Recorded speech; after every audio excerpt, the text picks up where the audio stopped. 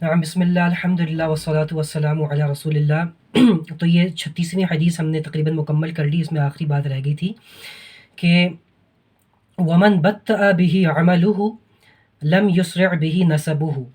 کہ اور بڑی مطلب اللہ کے رسول کی کیسی چھوٹی سی بات اور جامع بات ہے۔ اللہ کے رسول نے فرمایا کہ جس کا عمل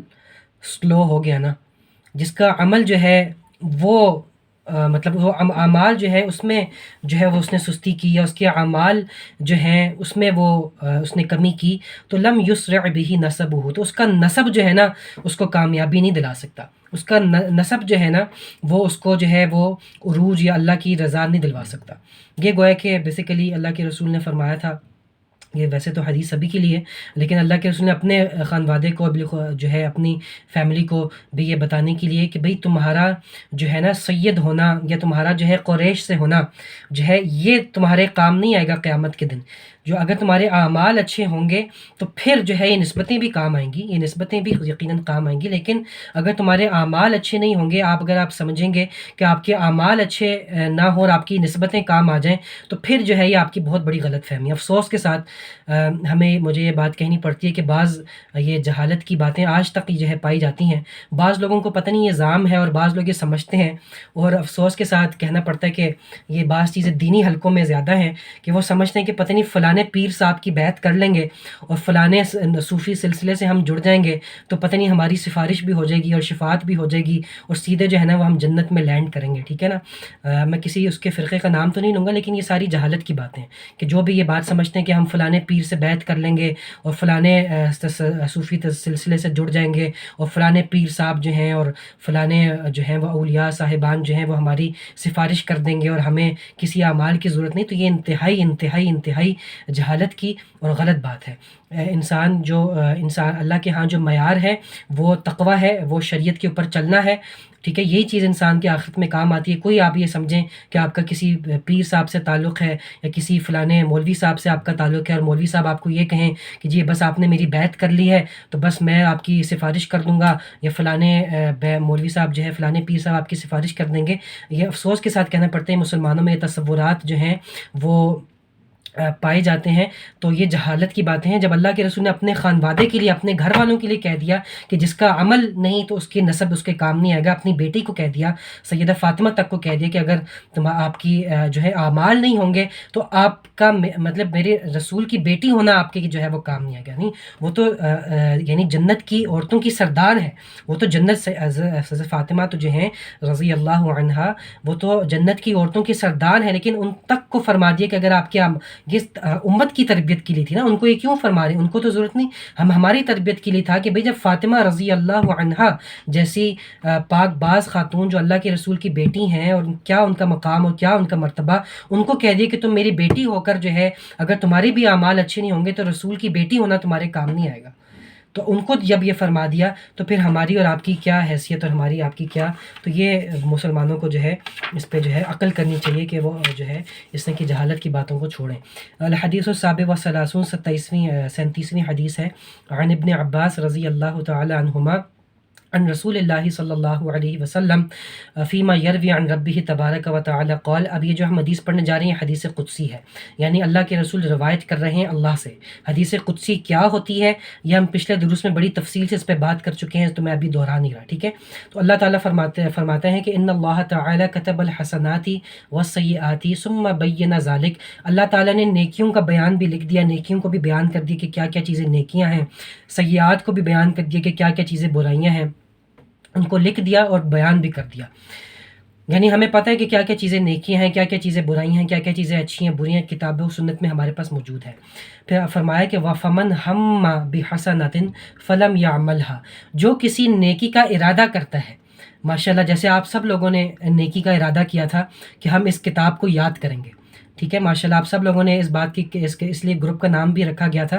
حفظ الاربعین نوویہ کہ اس کتاب کو ہم یاد کریں گے انشاءاللہ، تو سب آپ لوگوں نے نیت کی تھی نا ماشاءاللہ۔ تو اللہ کے رسول مانے کہ جو بھی کسی نیکی کا ارادہ کرتا ہے فلم یعملھا، پھر جیسے آپ لوگوں نے اس کتاب کو یاد نہیں کیا، فلم یعملھا، پھر وہ اس نیکی کو پورا نہیں کرتے، کتبہ اللہ عندہ حسنۃ کاملہ، اللہ تعالیٰ پھر بھی اس کے لیے وہ نیکی لکھ دیتا ہے۔ تو آپ سب لوگوں نے ماشاءاللہ جب کتابوں کو یاد کرنے کی نیت کی تھی اس کتاب کو کہ ہم ان احادیث کو یاد کریں گے، لیکن آپ لوگوں نے یاد نہیں کیا کسی نے بھی اس پوری کتاب کو، لیکن پھر بھی اللہ کے رسول کی رحمت دیکھیں، اللہ کی رحمت کو دیکھیں، شریعت کی رحمت کو دیکھیں کہ پھر بھی اس کی ایک نیکی جو ہے وہ نیت کرنے کی وجہ سے جو ہے آپ لوگوں کے لیے لکھی گئی۔ جب بھی انسان کسی نیکی کا ارادہ کرتا ہے تو اس کے لیے اس نیت اور ارادے کی وجہ سے اس کے لیے وہ نیکی لکھ دی جاتی ہے۔ یہ شریعت کی رحمت کا بیان ہے، ورنہ ہم لوگ اس قابل نہیں ہیں۔ تو اللہ تعالیٰ اس کے لیے وہ حسنۃ کاملہ پوری نیکی جو ہے وہ لکھ دیتا ہے۔ وَإِنْ ہَمَّ بِهَا فَعَمِلَهَا، تو اور اگر وہ نیکی کا ارادہ کرتا ہے اور پھر اس کو پورا بھی کرتا ہے، یعنی نیکی کی نیت کرتا ہے اور پھر اس پہ پورا بھی اترتا ہے، تو كتبها الله عز وجل عنده 10 حسنات الى 700 ضعف الى ضعاف كثيرة، تو اللہ تعالیٰ اس ایک نیکی کو 10 کر کے لکھتا ہے، 10 سے ملٹیپلائی کر کے لکھتا ہے، اور 10 سے ملٹیپلائی ہوتے ہوتے ہوتے یہ 700 ملٹیپل ٹائمز جو ہے یہ ثواب انسان کا بڑھ جاتا ہے، اور الى ضعاف كثيرة، اور بعض اوقات 700 ٹائمز سے بھی زیادہ پھر اللہ تعالیٰ اس کا نیکیوں کا اس کا ملٹیپلائی کر کے جو ہے اس کا ثواب اور اجر لکھتا ہے۔ یہ کتنی بڑی بشارت ہے اور کتنی بڑی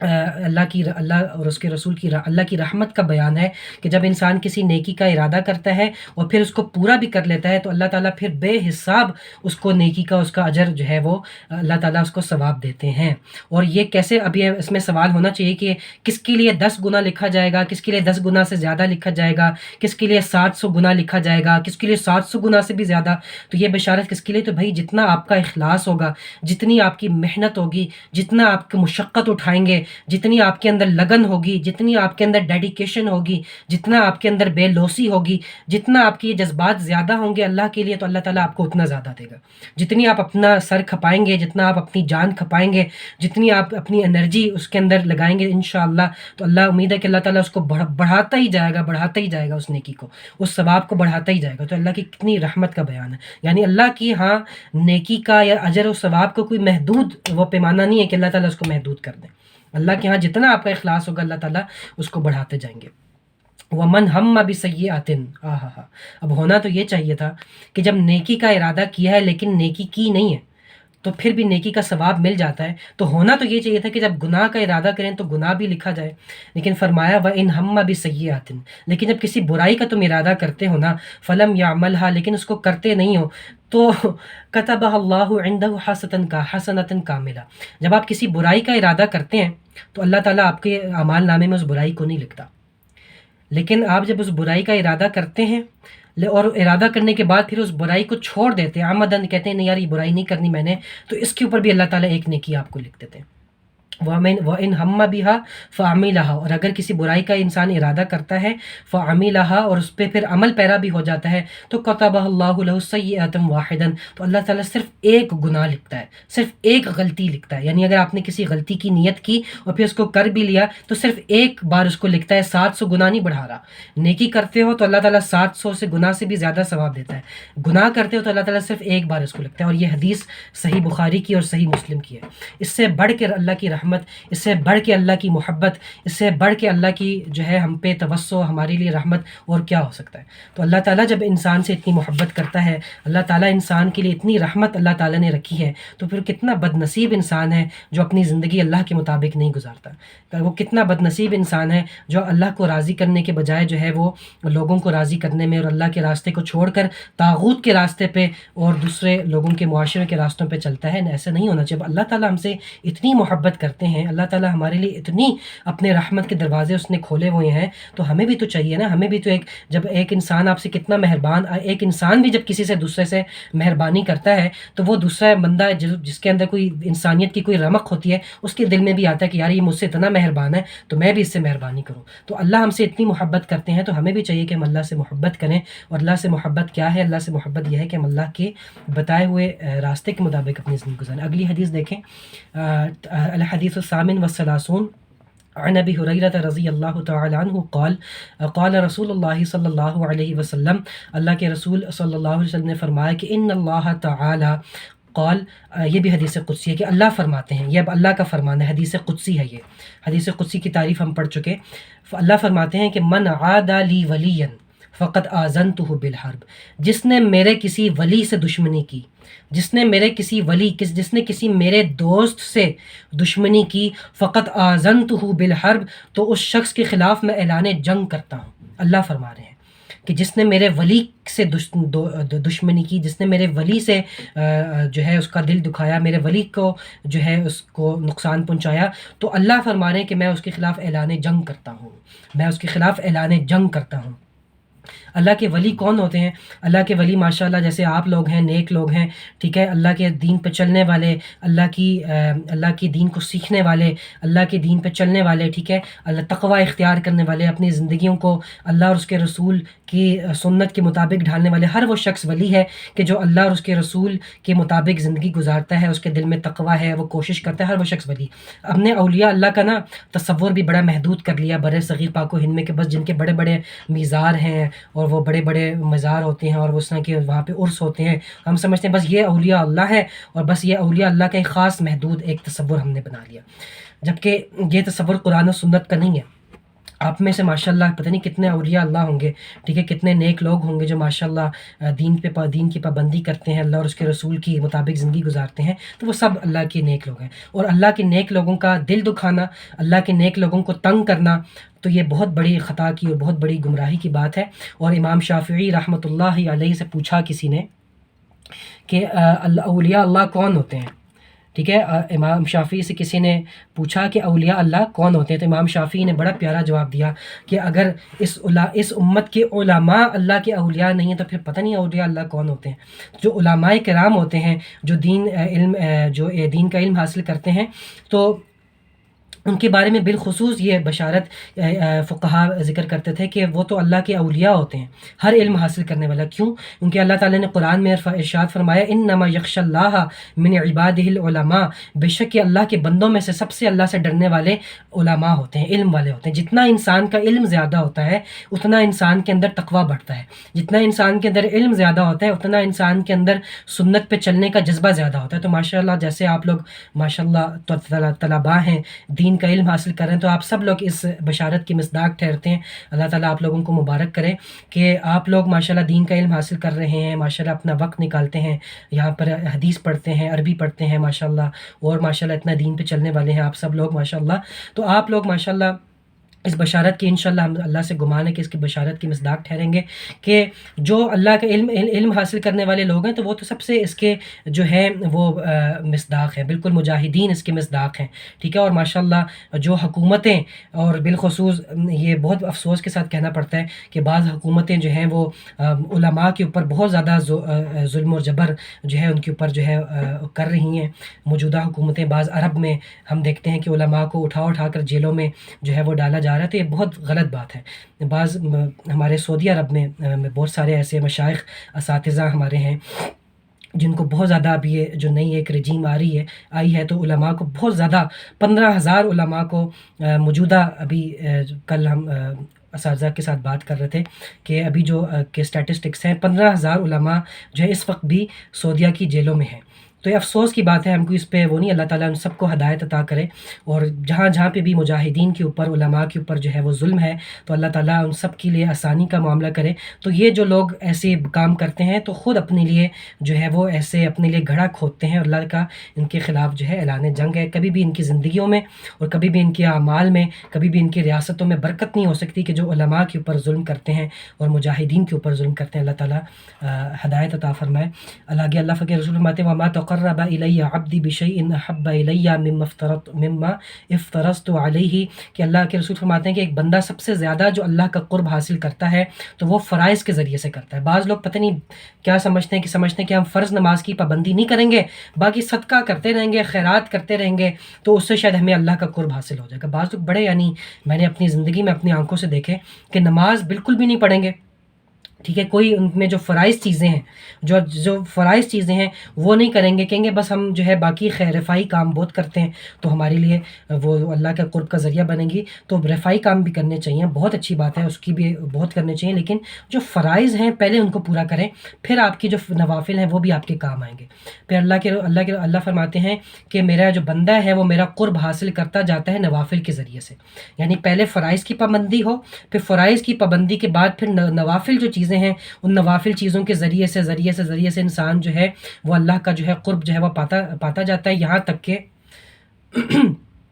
تک کہ اللہ نے فرمایا فَإِذَا أَحْبَبْتُهُ كُنْتُ سَمْعَهُ الَّذِي يَسْمَعُ بِهِ وَبَصَرَهُ الَّذِي يُبْصِرُ بِهِ وَيَدَهُ الَّتِي يَبْطِشُ بِهَا، کہ یہاں تک کہ میں اس کا وہ کان بن جاتا ہوں جس سے وہ سنتا ہے، اس کی وہ آنکھ بن جاتا ہوں جس سے وہ دیکھتا ہے، اس کے وہ ہاتھ بن جاتا ہوں جس سے وہ پکڑتا ہے، اس کی وہ ٹانگ بن جاتا ہوں جس سے وہ چلتا ہے، اور وہ جب مجھ سے مانگتا ہے تو پھر میں اسے ضرور عطا کرتا ہوں۔ اس کی اللہ کے جو نیک بندے ہوتے ہیں پھر اللہ تعالیٰ فرماتے ہیں ان کی دعا جو ہے وہ میں رد نہیں کرتا، ٹھیک ہے، تو اس لیے اللہ کے نیک بندوں سے دعا کرانا، اور بالخصوص اگر آپ کے والدین حیات ہیں اپنے والدین سے دعا کرانا تو یہ کرانی چاہیے، دعائیں قبولیت کا سبب ہوتی ہیں، تو اور نیک لوگوں سے بالخصوص دعا کرانا، تو اللہ کی فرمایا کہ جو میرے نیک بندے میں سے جب دعا کرتے تھے میں ضرور بضرور انہیں عطا کرتا ہوں، اور جب وہ کسی چیز سے پناہ مانگتے ہیں تو میں نے ضرور بضرور اس سے جو ہے وہ پناہ عطا کرتا ہوں۔ تو کتنی اس میں فضیلت ہے اللہ کے نیک لوگوں کے لیے۔ اور اچھا، اس سے بعض لوگوں نے یہ بات، بعض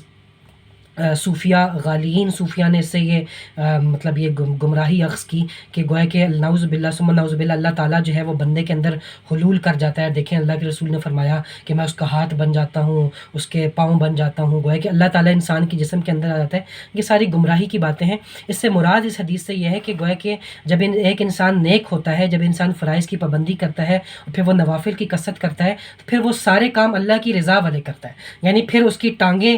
اللہ کی اطاعت میں صرف ہوتی ہیں، اس کے ہاتھ جو ہے وہ اللہ کی اطاعت میں صرف ہوتے ہیں، اس کی آنکھیں جو ہے وہ اللہ کی اطاعت میں صرف ہوتی ہیں، پھر وہ کوئی گمراہی کا کام نہیں کرتے۔ اور ماشاءاللہ ہم نے اپنے اساتذہ کرام کو دیکھا، اللہ تعالیٰ کی بڑی میں سمجھتا ہوں رحمت ہے کہ ہم نے اپنے نیک اساتذہ کرام کو دیکھا کہ واقعی میں جن کی زندگیاں صبح سے لے کے شام تک ہم نے دیکھیں، ان کے ساتھ ہم رہے، ان کی صحبتیں ہم نے اٹھائیں، کہ جن کی زندگیاں واقعی میں انسان جب دیکھتا ہے تو حیران رہ جاتا ہے کہ انہوں نے اپنی پوری زندگیاں جو ہے وہ وقف کی ہیں اپنے دین کی سربلندی کے لیے، اور پوری زندگی آپ ان کی دیکھیں گویا کہ صبح سے لے کے شام تک اللہ کی دین کے لیے وقف، اور اللہ کے واقعی میں اللہ تعالیٰ ان سے ایسا کام لیتا ہے کہ نہ وہ کوئی غلط بات سنتے ہیں، نہ وہ کوئی غلط بات کہتے ہیں، جب بھی وہ کام کرتے ہیں تو اللہ کی رضا میں وہ چل رہے ہیں۔ واقعی میں یہ اولیاء اللہ ہیں جو اللہ تعالیٰ نے کہا، میں بہت شکر ادا کرتا ہوں کہ اللہ تعالیٰ نے مجھ گناہ گار انسان کو ایسے اساتذہ کرام، ایسے علماء، ایسے اولیاء کرام کے ساتھ اللہ تعالیٰ نے مجھ غریب فقیر کی جو ہے وہ نسبت کی۔ الحمدللہ اللہ تعالیٰ ہم سب کو ایسے نیک لوگوں کے ساتھ جڑنا جو ہے وہ نصیب عطا فرمائے، آمین۔ اگلی حدیث دیکھیں، الحدیث التاسع والثلاثون عن ابن عباس رضی اللہ عنہما ان رسول اللہ صلی اللہ علیہ وسلم قال، کہ ابن عباس رضی اللہ عنہما فرماتے ہیں کہ اللہ کے رسول صلی اللہ علیہ وسلم نے ارشاد فرمایا کہ ان اللہ تجاوز لی عن امتی الخطأ والنسیان وما استکرہوا علیہ، کہ بے شک اللہ تعالیٰ نے میری امت سے جو ہے نا وہ خطا، نسیان کہتے ہیں کوئی چیز بھول کے کر دینا، وما استکرہوا علیہ، اور جبری چیز جو انسان سے کروائی جاتی ہے تو یہ اللہ تعالیٰ نے اس کو معاف کر دیا۔ یعنی امت مسلمہ سے اگر کوئی چیز خطاً سرزد ہو جاتی ہے، کوئی غلطی سے کوئی چیز ہو جاتی ہے، یا بھول کر سرزد ہو جاتی ہے، یا آپ کے اوپر کوئی جبر کسی نے کیا آپ سے وہ سرزد ہو جاتی ہے، تو پھر آپ کے اوپر اس کا شرم جو ہے وہ گناہ نہیں ہے۔ اس کی کوئی ایک دو مثالیں ذکر کر دیتا ہوں تاکہ بات سمجھ میں آ جائے گی۔ اس کی مثال یہ ہے کہ آپ کا روزہ ہے، ٹھیک ہے، آپ روزے سے ہیں، آپ نے بھول کر پانی پی لیا، آپ نے بھول کر کچھ کھا لیا تو آپ کا روزہ نہیں ٹوٹتا، یہ شرعی مسئلہ ہے۔ اس میں آپ نماز پڑھتے ہیں، ماشاءاللہ بعض اوقات ایسا ہوتا ہے کہ نماز انسان سے بھول جاتی ہے، یا بعض اوقات ایسا ہوتا ہے کہ انسان سو رہا ہوتا ہے اور انسان کی نیت ہوتی ہے کہ وہ اٹھ کے نماز پڑھے گا، جیسے فجر کی نماز ہو جاتی ہے، لیکن بعض اوقات نیند کے غلبے کی وجہ سے آنکھ نہیں کھل پاتی، ٹھیک ہے، یہ مطلب انسان جان بوجھ کر نہیں کرتا، انسان کی آنکھ نہیں کھلتی تو شرعاً اس کے اوپر گناہ نہیں، بلکہ حدیث میں آتا ہے کہ جب کوئی ایسی نماز رہ جائے تو اس کا کفارہ یہ ہے کہ جیسے ہی یاد آئے کہ جیسے ہی جاگ آئے تو تم ادا کر لو، ٹھیک ہے۔ اسی طرح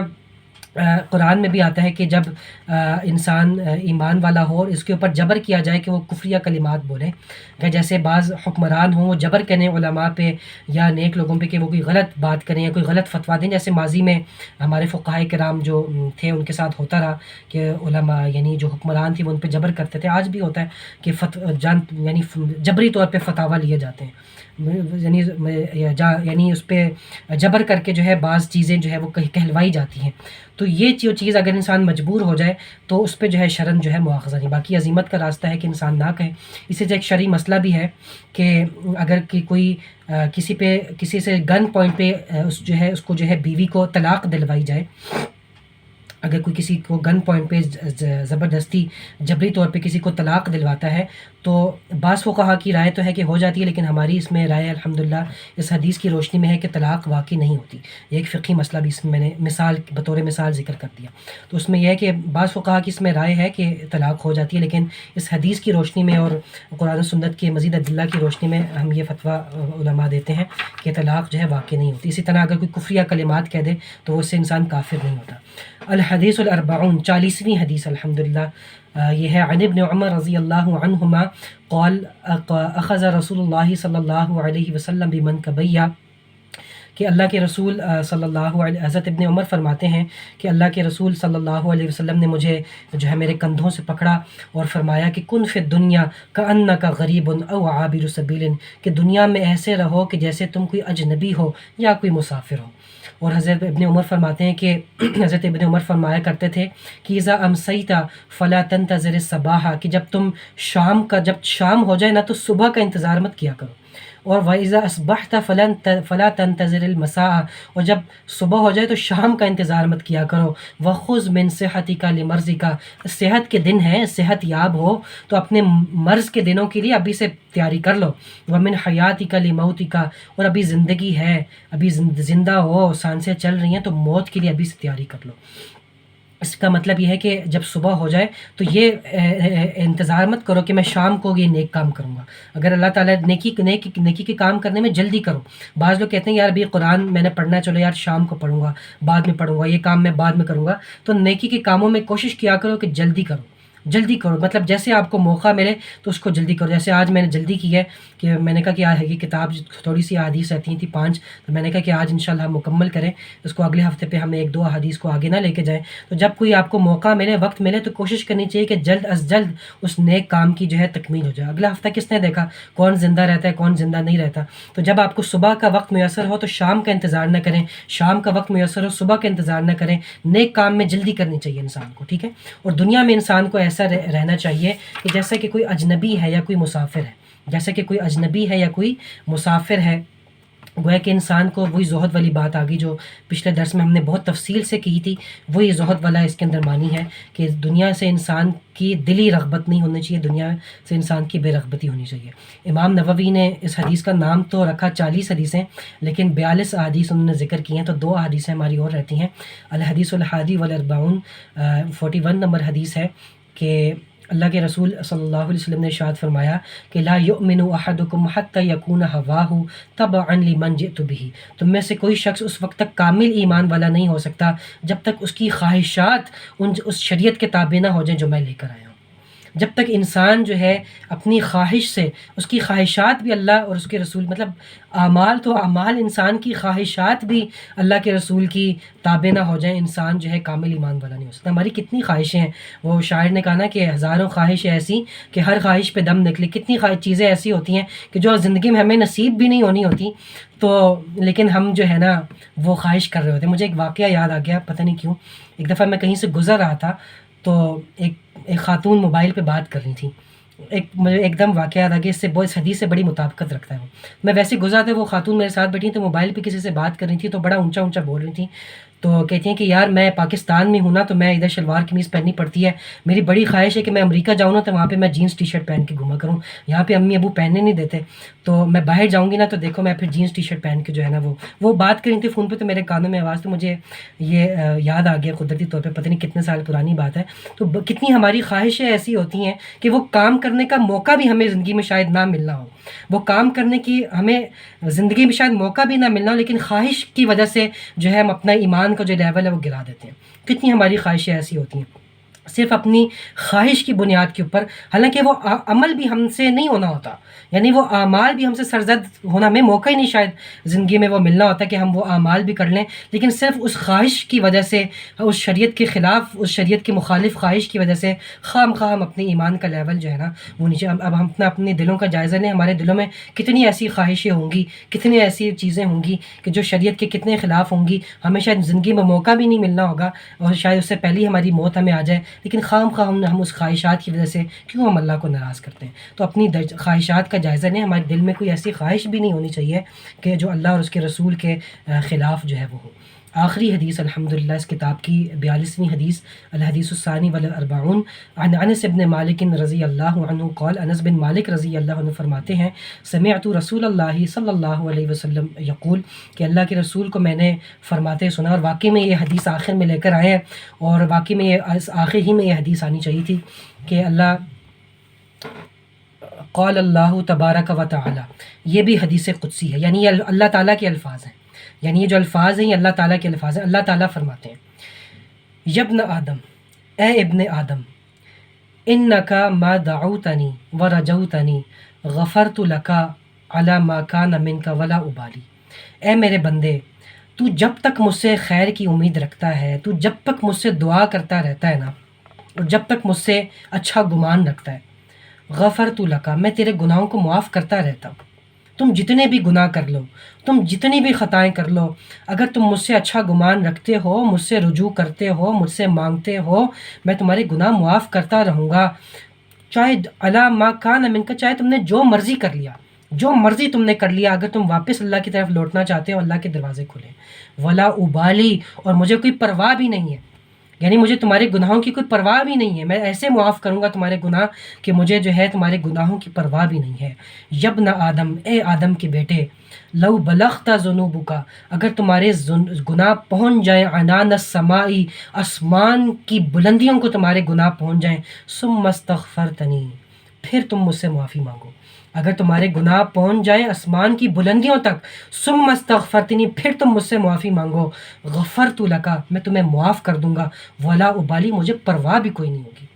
یعنی مجھے کوئی پرواہ بھی نہیں ہوگی کہ ہم میں سے کوئی شاید جتنا بھی گناہ گار ہو، اتنے گناہ نہیں ہوں گے کہ آسمان کی بھی بلندیوں کو بھی چھو گئے ہوں اور زمینیں بھی ساری بھر گئی ہوں.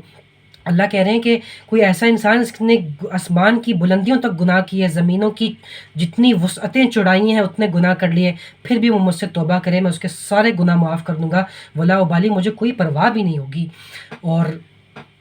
یبن آدم، اے آدم کے بیٹے، انکا لو آتیتنی بقراب الارض خطایا، اگر تو زمین بھر کے بھی غلطیوں کو لے کر آئے نا میرے پاس، زمین بھر کے بھی گناہوں کو میرے پاس لے کر آئے، ثم لقیتنی، پھر تو مجھ سے اس حالت میں ملے، لا تشرک بی شیئا، کہ تو مجھ سے شرک نہ کرتا ہو، لاتیتک بقرابها مغفرہ، تو میں زمین بھر کے تجھے مغفرت کے ساتھ ملوں گا. زمین مغفرت، یعنی زمین بھر کے جتنے تیرے گناہ ہوں گے اتنی زمین بھر کے مغفرت کے ساتھ میں تجھ سے ملوں گا اگر تو مجھ سے شرک نہیں کرتا ہوگا. کتنی بڑی، یہ جامع ترمذی کی حدیث ہے، حدیث